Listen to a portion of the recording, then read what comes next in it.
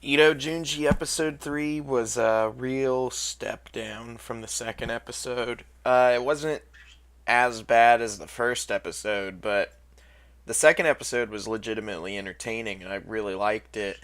This one, again, gave way too much time to a really boring story. The first, I think, like 17 minutes of the episode is dedicated to the story Crossroads Pretty Boy, which is about like people go to this crossroads and this mysterious ghostly guy will walk by and give you a fortune. And some people have ended up committing suicide. Several, like four people, have committed suicide, seemingly as a result of these fortunes. And that's about it.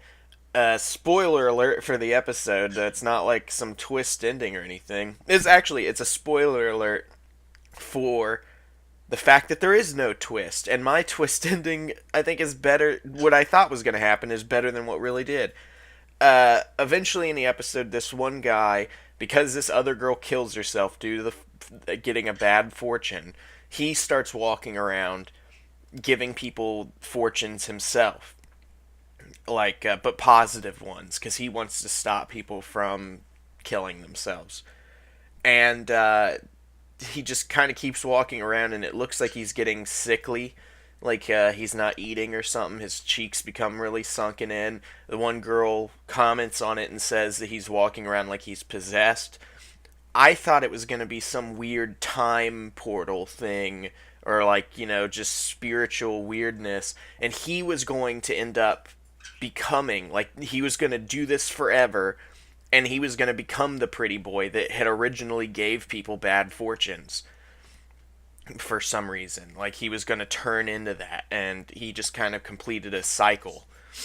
But no, he doesn't turn into that. Nothing happens. He goes looking for the pretty boy to confront him. The guy just keeps walking as he yells at him. Then there's another scene where he shows up again and then disappears. And then that's the end of the episode. There's no resolution, there's nothing. It's just, hey, here was a story that was pretty boring. Pretty much nothing happened in it, and then nothing happens at the end. And I don't know why they're giving so much time to these bad stories. It's not like the guy has a lack for stories. There's like 100 short stories that this guy has written, and they could pick any one of them. They keep giving so much airtime to the worst story. And you know what? They're not even bad stories, because I've read this one. I read the one in the first episode too. The one in the first episode is boring either way. But this one, I remember reading it in manga form, and I didn't hate it. It wasn't like the best story, but I remember reading it and just being like, yeah, that was a story. But I think it's because not everything translates into animation. You know, like you can read a manga that might be a 17-minute episode in like 5 minutes, and when you're kind of reading it fast like that, maybe it just doesn't feel as bad.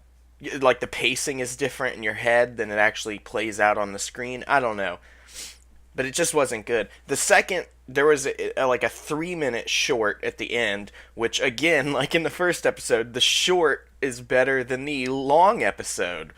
They should just stick with these shorts. Do like three or four of these 3 minute episodes.